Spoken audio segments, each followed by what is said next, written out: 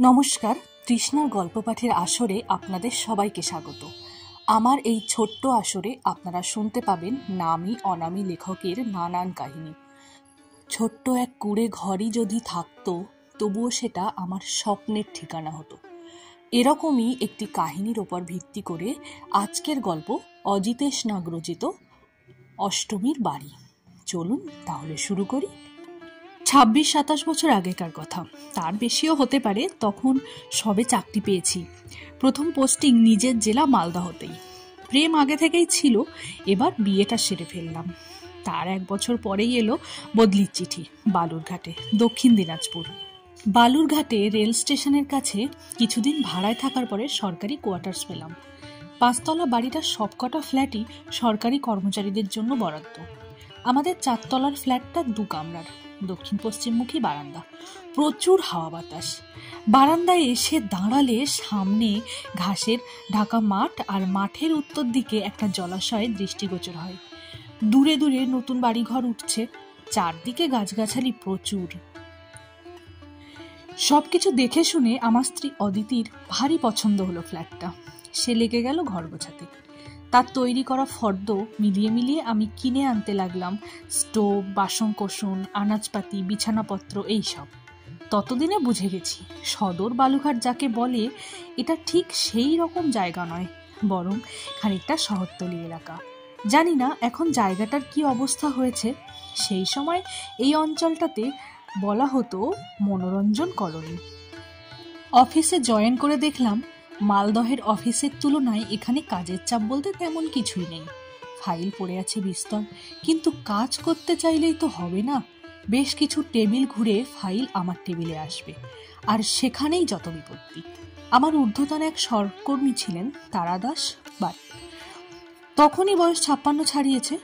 গল্পের বই পড়তে দারুণ ভালোবাসতেন। বাড়িতে পড়তেন, অফিসেও নিয়ে আসতেন। তার কাছে পেন্ডিং ফাইলের জন্য তাগাদা করলেই তিনি ভারী অমায়িক হাসতেন। নামের মাহাত্মেই কিনা কে জানে, তিনি প্রায়ই তারানাথতান্ত্রিক থেকে নানা উক্তি ছাড়তেন। বলতেন, দাসবাবু, জীবনটা মূলত আয়েশ করার জন্য, মাঝে 2-1টা চাকরি বা ব্যবসা করলেন। বলেই তিনি ফের বইয়ে ডুবে যেতেন। হয়তো উক্তিটা ঠিক মতো আজ আমার মনে নেই, কিন্তু খুব অবাক হয়ে তাকিয়ে থাকতাম তার দিকে। মনে আছে, কখনো কখনো বিরক্তিও জাগত। যাক, আমার গল্প তারাদাস বাড়িকে নিয়ে নয়, অষ্টমীকে নিয়ে।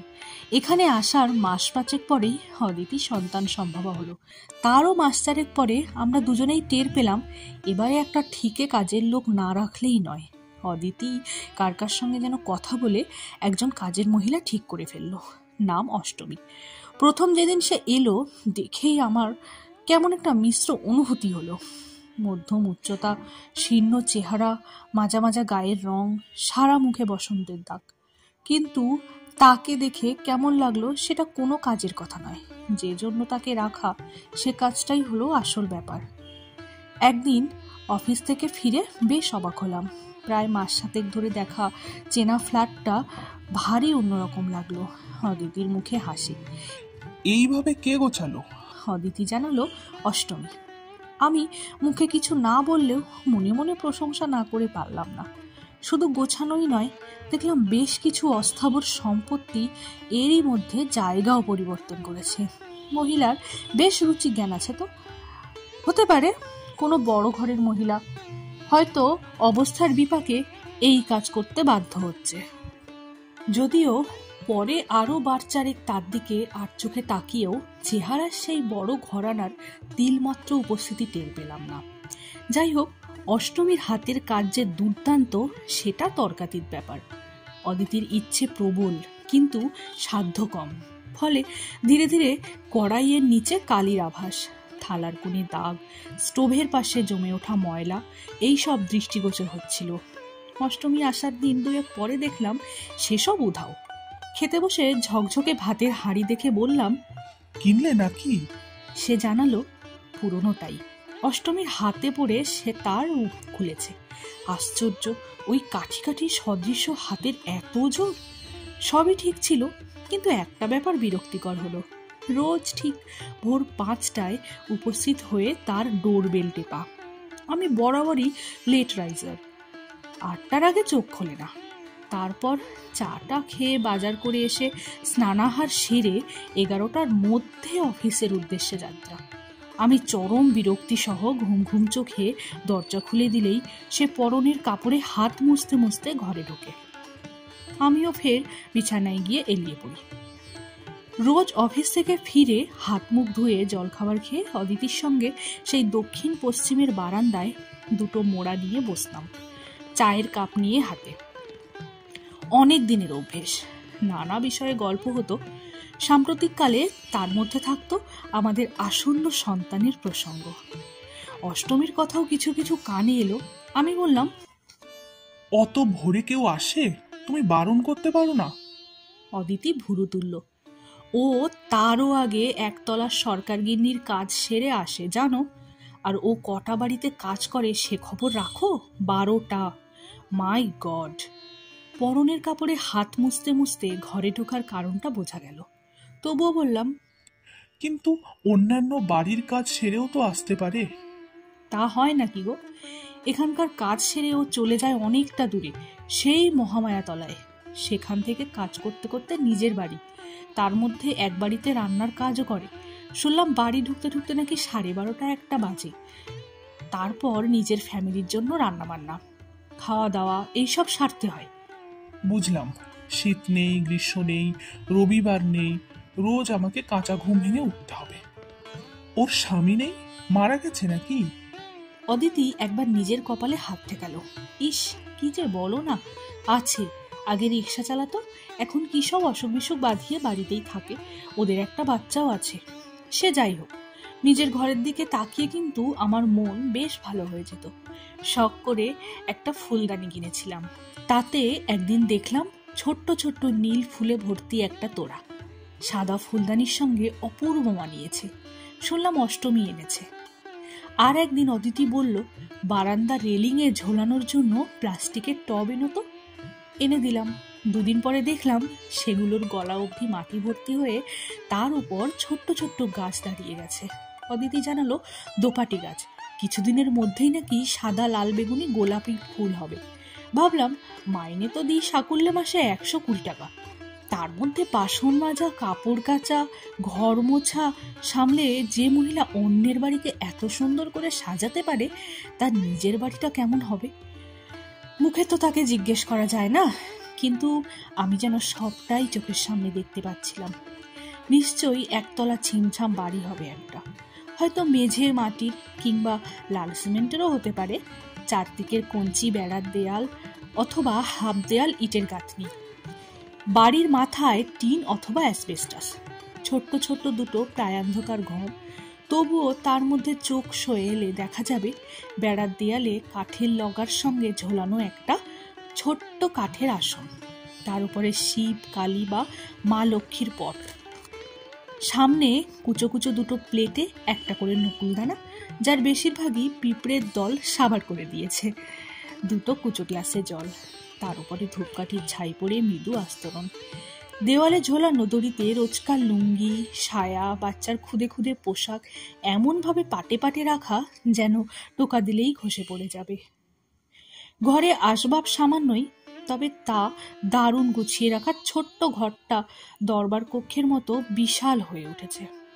বাইরে ছোট্ট এক চিলতে বারান্দা, তার একদিকে ঢাকা দিয়ে উনুন, হাঁড়িকুড়ি রান্নাবান্নার আয়োজন। সামনে থাকবে ছোট্ট একটা উঠোন, তার এক কোণে একটা তুলসী মঞ্চ থাকাও বিচিত্র নয়।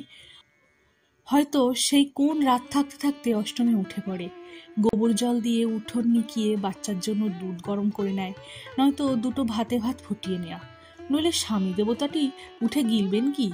তারপরই বেরিয়ে পড়া আমাদের মনোরঞ্জন কলোনির উদ্দেশ্যে। দিন কেটে যাচ্ছিল মন্দ নয়। রোজ 5টায় উঠে পড়তে পড়তে আমারও কেমন একটা অভ্যেস তৈরি হয়ে গেল। পরে আর ঘুম আসতো না। ভাবলাম সামনের মাঠে হাঁটাহাঁটি করলে কেমন হয়, তাই শুরু করলাম। মনে হলো এতদিন বাড়তি 3 ঘন্টা করে বিছানায় পড়ে পড়ে সময়ের কি অপচয় করেছি। মনে মনে অষ্টমীকে থ্যাঙ্কস জানালাম, মুখে তো বলা যায় না। একদিন অদিতি জানালো, আগামীকাল থেকে অষ্টমীর কাজে আসতে 8 ঘন্টা করে দেরি হবে। কেন? শুনলাম যে বাড়িতে ওরা এতদিন ছিল তার মালিক নাকি চলে এসেছে। তাই ঘর ছেড়ে দিতে হবে। বাড়ি বদল করে অষ্টমীরা আরো দূরে কোথাও চলে যাচ্ছে। চমকে উঠলাম। তাহলে এতদিনে অষ্টমী ভাড়া বাড়িতে ছিল? আমার কল্পনায় গড়ে তোলা অষ্টমীর বাড়ি তাহলে ভাড়া বাড়ি? যাচ্চলে নিমেষে সেই বাড়ি ঘরদোর ভেঙে চুরে একটা বস্তি বাড়ির ছবি ভেসে উঠল। একটা সরু গলি, জলে জলাকার, তার দুপাশে সার দিয়ে ঘরের পরে ঘর, ঘরের পরে ঘর, আর ঘরের পরে ঘর। এরপর কেটে গেছে আরো মাস 7। এরই মধ্যে একটা দুর্ঘটনা ঘটে গেছে। অদিতির মিসক্যারেজ হয়েছে। আজকাল বেশিরভাগ সময়ই ও মন খারাপ করে শুয়ে বসে থাকে। অষ্টমীর 12টা ঘরের মধ্যে 2টো ঘরের কাজ চলে গেছে। সেই সময়টাকে কাজে লাগিয়ে ওকে আমাদের রান্নাবান্নার দায়িত্বটা দেয়া হয়েছে। মাইনেও বাড়িয়ে 350 করে দিয়েছি। একদিন অফিস থেকে ফিরে অদিতির মুখে শুনলাম অষ্টমীরা নাকি যুব কলোনিতে ভাড়া নিয়ে চলে এসেছে। মানে, যতদূর জানি যুব কলোনি মোটামুটি একটা সমৃদ্ধ বসতি অঞ্চল। এখনো অল্প কিছু প্লটে যা জায়গা ফাঁকা আছে সেখানে দ্রুত ফ্ল্যাট উঠছে। এখন যুব কলোনিতে একটা 1.5 কামরার ফ্ল্যাট হলেও তার ভাড়া 1000 বা 1200-র নিচে তো হবেই না। অদিতির মুখে শুনে শুনে যা আন্দাজ হয়েছে, অষ্টমীর সংসারে তো সেই একমাত্র আর্নিং মেম্বার। আর বর্তমানে তার মাসিক আয় কোনো মতেই 1400 থেকে 1600 টাকার বেশি নয়। তবে কি ও বা ওর স্বামী কোনো বেআইনি কাজের সঙ্গে যুক্ত? শেষমেশ আমরাই ফেসে যাব না তো? একদিন আর কৌতূহল চাপতে না পেরে অদিতিকে প্রস্তাব দিলাম, সারাদিন ঘরে মনমরা হয়ে বসে না থেকে বিকেল নাগাদ আশেপাশে ঘুরে আসি বরং। অদিতি রাজি হয়ে গেল। আমি ওকে নিয়ে একটু এদিক ওদিক ঘুরেই যুব কলোনিতে হাজির হলাম। আলগোছে বললাম, এদিকে আমাদের অষ্টমীর ভাড়া নিয়েছে না, কোথায় জানো? অদিতি জানালো ঠিক করে জানে না, তবে দিনবাজারের আশেপাশেই শুনেছিল। গেলাম সেদিকে। দিনবাজার পার হতেই বাদিকে অনেকটা জমি খালি, তার মধ্যে বিক্ষিপ্ত গোটাচারেক ফ্ল্যাট বাড়ির কঙ্কাল। কোনোটায় ইটের গাঁথনি সম্পূর্ণ হয়েছে, কোনোটা সবে ভিতের উপরে উঠতে শুরু করেছে। হয়তো 7-8 মাসের মধ্যেই রংটং করে একটা 4-5 তলা বিল্ডিং দাঁড়িয়ে যাবে। তারপরে নতুন মালিকদের আনাগোনা চালু। কিন্তু অষ্টমীর বাড়িটা ফেরার কথা ভাবছি, এমন সময় কানে এলো, অদিতি বৌদি, আপনি এখানে?